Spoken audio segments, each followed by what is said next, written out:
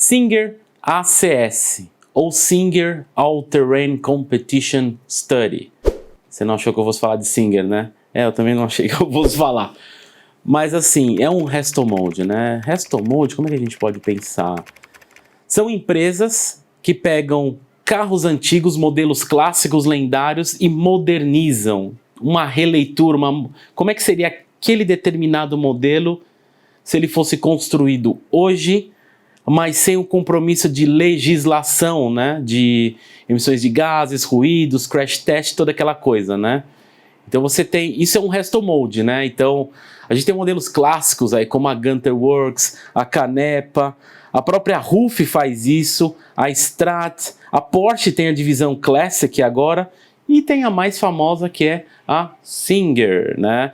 Então a Singer basicamente ela pega modelos, eu acho que a grande maioria, se não quase todos, na geração 964, né? Que é esse carro aqui, que vocês estão vendo aí também. Então ela usa geralmente a base do 964, é uma releitura de um modelo Safari. A ideia aqui é o seguinte, são aqueles modelos lendários Porsches que correram rally, né? Dakar, Paris-Dakar, todas aquelas coisas. Então você tem o 964 Safari, e você tem um clássico também, que eu tive a oportunidade de ver pessoalmente, até lá no Museu da Porsche, que é o 959 Safari, né?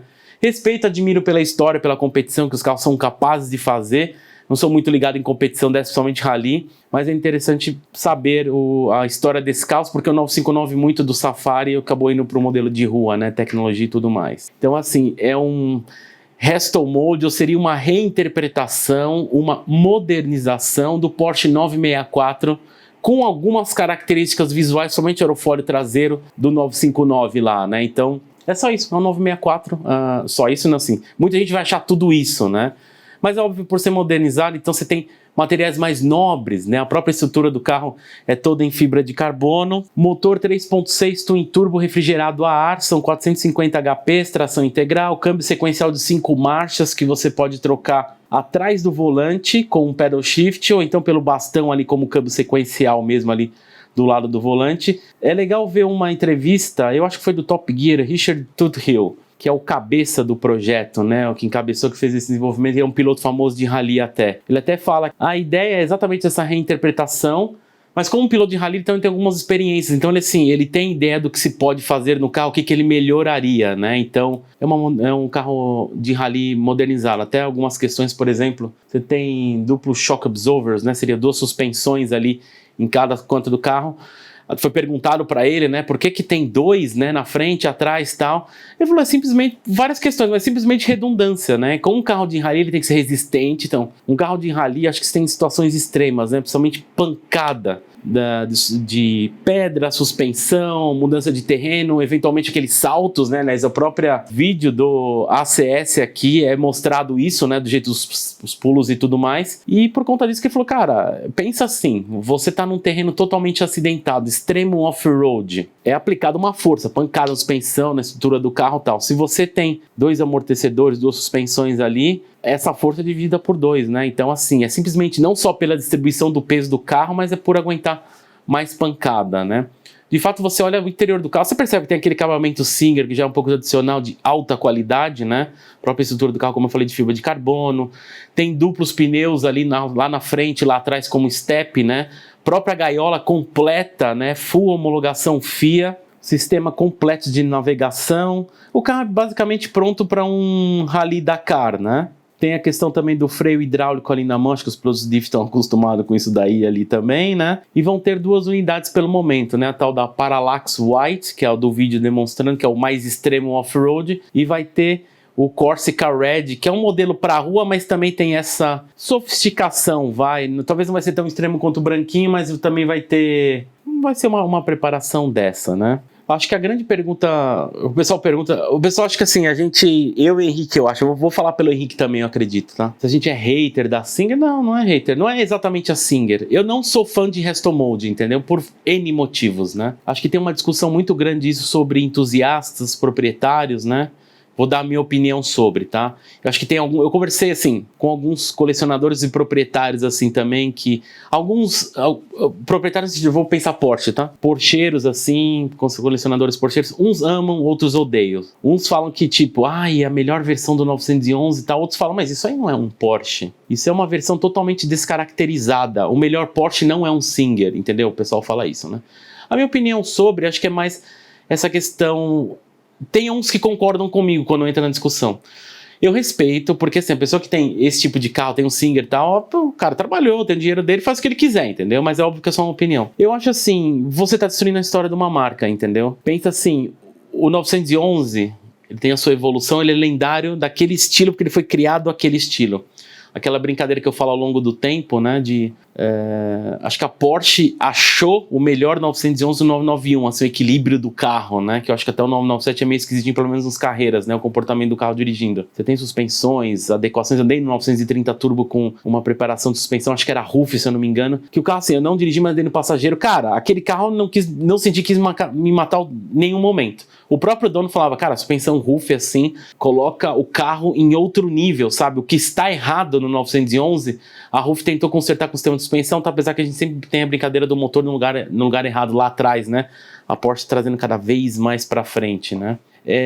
Eu acho que assim, como opinião, eu acho que destrói um pouco a história, sabe? É legal você ver, tipo assim, olha que legal, se não existisse compromisso de legislação e o carro fosse lançado hoje, ele seria assim, interessante. Mas eu acho que os 992 hoje, 991, que seja sem evolução, né? Veio de algum lugar, entendeu? Então, assim, eu acho que você mudar modelos antigos é uma opinião só, assim como alguns têm essa opinião, né? Você destrói um pouco da história, sabe? E não é só a questão de porte mesmo, né? A Ferrari é muito... Ela não gosta de fazer isso, entendeu? Ela repudia... Assim, eu sei que a Porsche, olhando isso, ela não gosta também, tá? Porque eu acho que, não sei se é questão de destruir a história nesse sentido que eu falei, mas talvez que ela, Porsche, gostaria de fazer isso. Ela tem esse programa dela, o Porsche, eu acho que é Classic, né? Mas não é a mesma coisa, sabe? Ela moderniza, mas daquelas maneirinhas mais simples. Aqui já é um negócio mais agressivo, é tipo...